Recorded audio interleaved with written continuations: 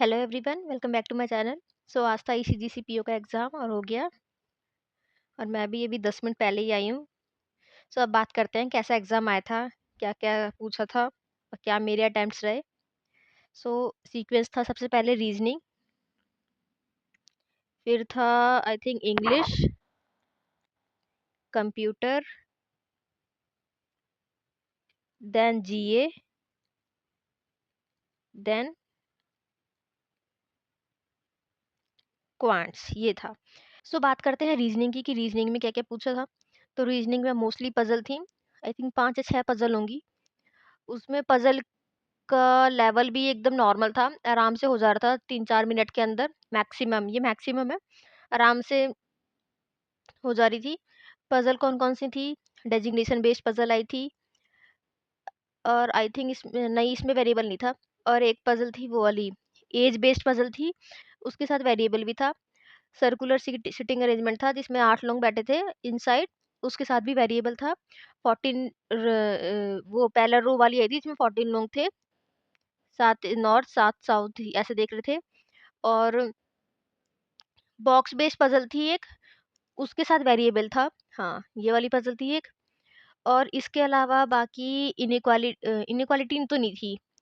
क्या थे? सिलॉग्स, हाँ, सिलॉग्स थे, एकदम बेसिक नॉर्मल थे।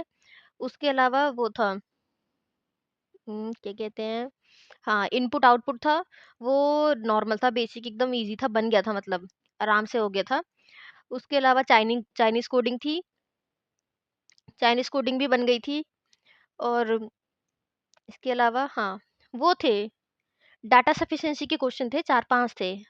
मैंने इसे ही स्किप किया, मेरे इतना टाइम बचा नहीं था। और एक-एक मार्क्स के थे, पेयर फॉर्मेशन का था, एक मीनिंगफुल वर्ड वाला था। ऐसे कर के थे पूरे। आई टोटल अटेम्प्टेड 43 आउट ऑफ 50। इसमें मेरा जो एक बॉक्स बेस्ड पज़ल थी, जिसमें वेरिएबल था, वो मेरा बन गया था। उसके मैंने 2 ही क्वेश्चन मार्क कर पाई थी मैं, 2-3 और हो जाते तो फिर हो जाता, 45-46 अटेम्प्ट हो जाते। और जो मैंने स्किप किया था, वो मैंने सिर्फ़ डाटा सफिशिएंसी को ही स्किप किया था।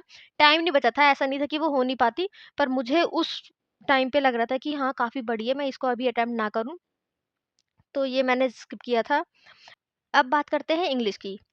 इंग्लिश में भी इंग्लिश थोड़ी-सी ट्रिकी थी, ज़्यादा नहीं बोलूँगी। अब पता नहीं मेरी को, मैं थोड़ी इंग्लिश में एवरेज हूँ, तो मुझे ऐसा फ़ील होता है। बाकी आप सब बताना।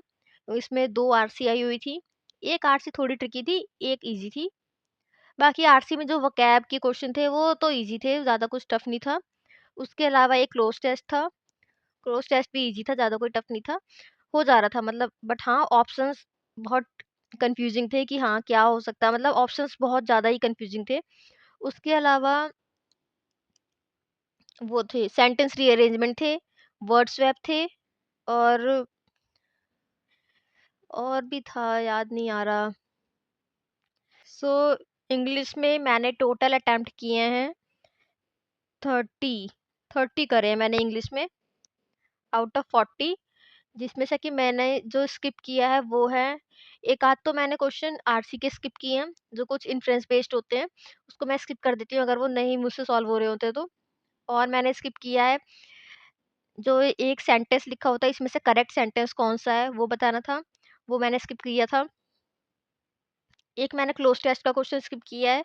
ऐसे कर के मैंने 30 ही करे हैं, ज़्यादा मैंने इसलिए किए नहीं, इंग्लिश में गलत भी हो जाते हैं। अब बात करते हैं कंप्यूटर की। तो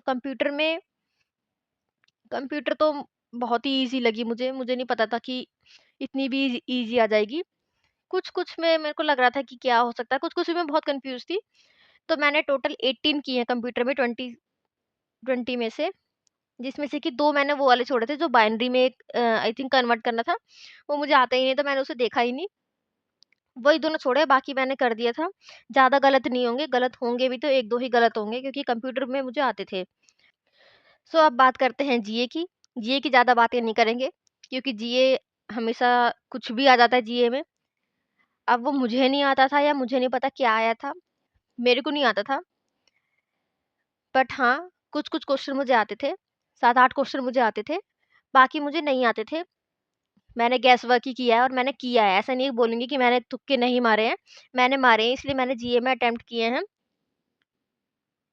26। बट ये है कि हाँ, मेरी सेक्शनल निकल जाएगी इससे अब बात करते हैं क्वांट्स की। सो क्वांट्स भी नॉर्मली थी, ज़्यादा कोई टफ नहीं थी। तो मोस्टली डीआई थी इसमें।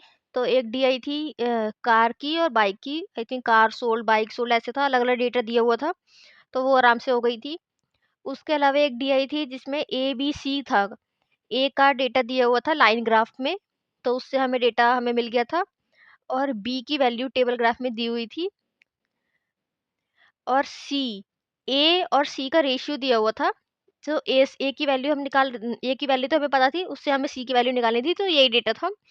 और एक डीआई थी, आई थिंक एप्पल की कुछ डीआई थी वो, जिसमें कि हमें सी और ई में का डिफरेंस दिया हुआ था। सी माइनस ई का डिफरेंस दिया हुआ था 216, ऐसी कुछ डिफरेंस था, मेरे को क्लियर याद नहीं आ रहा, बाकी परसेंट में था, मतलब 10 20 माइनस 10 ऐसी कुछ था, जिसकी वैल्यू थी 216। तो हमें डेटा निकालना था। इसकी हेल्प से सारा डेटा निकल गया था, ए से लेकर ये ई तक थे, ई या एफ तक थे। सो ये भी हो गई थी। इसके अलावा हमारी क्वाड्रेटिक आई थी, नंबर सीरीज आई थी, और मिसिंग नंबर सीरीज थी, वो भी इजी थी, क्वाड्रेटिक भी इजी थी, और अप्रोक्सीमेशन एकदम नॉर्मल जो होता है वही आया था। एक केसलेट आई थी, वेन डायग्राम वाली थी, आई थिंक वो, मैंने उसे देखा नहीं था। उसके अलावा बाकी अर्थमेटिक थी, अर्थमेटिक के मैंने एक दो क्वेश्चन करे थे। सो ऐसे कर करके मैंने क्वांट्स में अटेम्प्ट किया है 33। सो यही है, तो टोटल मेरा अटेम्प्ट है 150। अब हर चीज़ जीए पे डिपेंड करती है, ज़्यादा गलत ना हो तो जीए का तब सही है। बाकी इंग्लिश इंग्लिश में ज़्यादा गलत नहीं होंगे, जो मुझे नहीं आते थे मैंने वो छोड़े ही हैं।